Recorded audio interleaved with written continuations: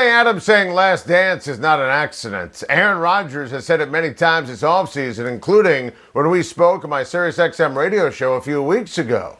Just like Michael Jordan's Bulls, there's a very realistic chance that Adams and Rodgers win a title this year and then never play for the Green Bay Packers again. Adams is a free agent and rightly wants to be the highest paid player at the wide receiver position. And Rodgers' frustrations are obviously well documented and without question spot on. And next offseason, the Packers cannot go after his money, so Rodgers is going to control all the cards, which is what he rightly has wanted since the team inexplicably drafted Jordan Love. And just like Jordan's Bulls, there's a common theme here on the frustration. The GM, Jerry Krause in Chicago, Brian Gutekunst with Green Bay Packers. The Packers are going to be great this year. The NFC North is terrible. Green Bay is loaded, and they are going to go 6-0 in the division. Rodgers and Adams are the elite quarterback-receiver combo in the NFL. They also have the right mentality for this year. Kick butt, take names, stop and smell the roses, enjoy the fans and their teammates, hit the realistic goal of getting to the Super Bowl, and then don't get mad about being disrespected by management. Get out of town. Last dance, indeed. NFL did something incredibly brilliant for its Week 1 schedule. There was an emphasis on juice and sizzle to fire up the fans, something that league executive Mike North stressed to me when we spoke after the schedule was released. Zach Wilson versus Sam Darnold? That's not an accident. Wilson might not be saying openly that he's thinking about facing the quarterback that he replaced, but we're thinking about it. This is a very big game in the court of public opinion for both. I still very much believe in Sam Darnold. He's very talented. He got jetsed the last 3 years. The art of being let down by this organization. There was no talent around him. Adam Gase was dreadful. I think Darnold's going to be great and reach his potential in Carolina with a great play caller and a great head coach and Christian McCaffrey and solid weapons around him. And while general manager Joe Douglas didn't pick Sam Darnold, he could have kept him with the new head coach. He also had options. He could have traded the number 2 overall pick for a haul. He could have drafted Fields or Lance or Mr. Mac Jones, but Joe Douglas was all in on Zach Wilson, put all his chips on the table for one guy, Mr. Wilson, who Romo thinks is going to be an absolute superstar. And he sure looked the part of a future stud this preseason. The Jets finally have a GM who hired the coach in Robert Saleh, who I like a lot, and together they picked the franchise quarterback. What a Jets. It shouldn't be novel, but these are the Jets, and it obviously is. So that's obviously progress, but now it's a results-oriented business. It has to work. Wilson and Darnold will always be linked. And it starts Sunday on CBS. It's going to be must-see TV. And you know Sam Darnold is going to put on a show. Needless to say, there's no slowing down Patrick Mahomes and company. And don't ever get it twisted. And I'm taking Josh Allen for MVP and Aaron Rodgers for Offensive Player of the Year. And I love Aaron Donald. Listen, Patrick Mahomes is the best player in the National Football League pound for pound. And ever since he's become the starter, this team has had an unbelievable knack for doing just that, starting fast. Sometimes stats lie.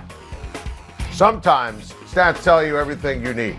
Look at this board. First 4 games, 2018, 19, 20.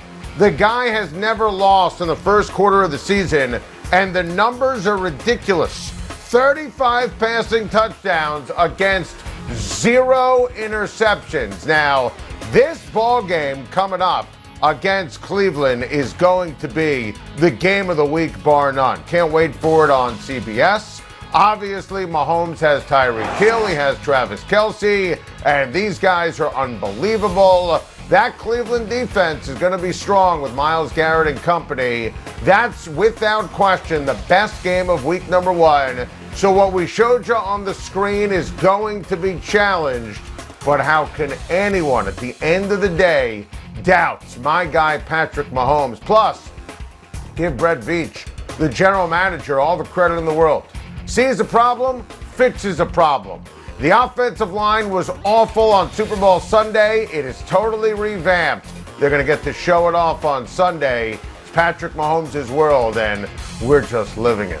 Needless to say, I expect big things from Jameis Winston this season. I think Jameis Winston's going to have a remarkable season. I think that Jameis Winston is dark horse for NFL MVP. Seriously, I think he's going to put up monster numbers. I think that Sean Payton is really going to do wonders coaching him up. I think the interceptions are going to be way down. I think Jameis is going to throw for a ton of yards, ton of touchdowns. I never want to see Taysom Hill on the field. You know, I think that you saw him in the preseason, and he was excellent. Having Alvin Kamara, the ultimate security blanket. Payton's a Hall of Fame coach and Hall of Fame play caller. I'm predicting genius from Jameis Winston because I think Sean Payton is the key. Remember, Sean Payton told me on my SiriusXM radio show in January that he thinks Winston could be a star in his offense. Now, I think that the Saints offense this year is going to be better. Saints are going to be better with Winston this year versus Drew Brees last year.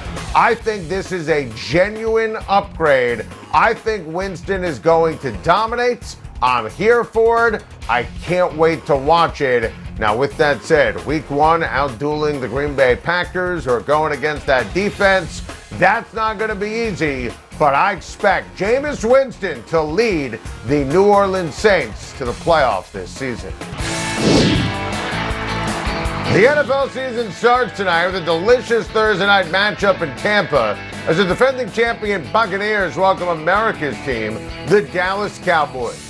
Two superstar quarterbacks, two great offenses, ton of stars and big names. This is the ultimate way to start the season, and both these teams are thinking Super Bowl. Tampa trying to become the first team since Tom Brady's 2003-2004 Patriots to repeat, and the Cowboys are loaded. And as you saw yesterday, I'm picking them to win the NFC East and make a deep January run. But it all starts with the greatest quarterback and the greatest player of all time, Tom Brady. Tom Brady is 44 years old, but age is just a number. He's punched Father Time in the face. He's going to be even better this regular season than last, now that he has the knowledge of the offense and a chemistry with his wide receivers. Unlike last year, Brady had a real offseason and a real preseason.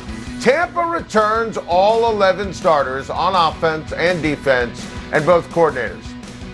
Never happened before for the defending Super Bowl champs in the salary cap era. It's remarkable. That continuity matters, especially on opening nights. The Bucs defense is tremendous, and they must be licking their chops, facing a Dallas team without all-pro guard Zach Martin out with COVID. And that's a huge blow for Dak Prescott and the Dallas Cowboys. But I expect Dak to dazzle in his return to the field following last year's horrible ankle injury and then the surgery.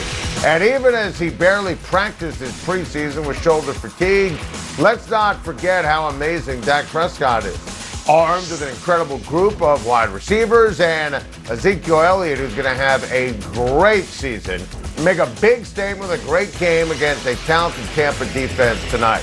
Tampa should win. Tampa will win. But I expect Dallas to keep this one close. This is going to be a four-quarter shootout. Going to be a great game, and I cannot wait. Needless to say, I really wanted to see Trey Lance dance in week number one, and I'm sure we're going to see Trey Lance. I'm sure that Kyle Shanahan is going to do exactly what he did in the Raider preseason game when he has Jimmy Garoppolo start a drive, brings in Trey Lance, Lance throws, Lance runs, Jimmy comes back in. Listen, here's the deal. They're playing the Lions. They could start me at quarterback, and it really wouldn't matter. So I can't believe that Jimmy G has another life here in San Francisco. I mean, he's like Freddy or Jason in the horror movies. They've tried to kill him off, including Kyle Shanahan, on numerous occasions. I mean, they gave all those first-round picks to go get Trey Lance. But listen, Kyle Shanahan trusts himself. He trusts the weapons around Jimmy G, and they are plentiful. The offensive line is great. Defense is strong. Nick Bosa's healthy. 49ers are going to be a playoff team. And listen, Jimmy G has a very favorable schedule. He's going to dominate Detroit. Then he's going to dominate Philly. It's amazing. I would never do it. I'd play Trey Lance. But Kyle Shanahan, he trusts himself, and while he won't admit who the quarterback is, Jimmy Garoppolo just told the world that it's his time to shine. Thank you for watching. Please like and subscribe, and don't forget to hit the bell for more videos.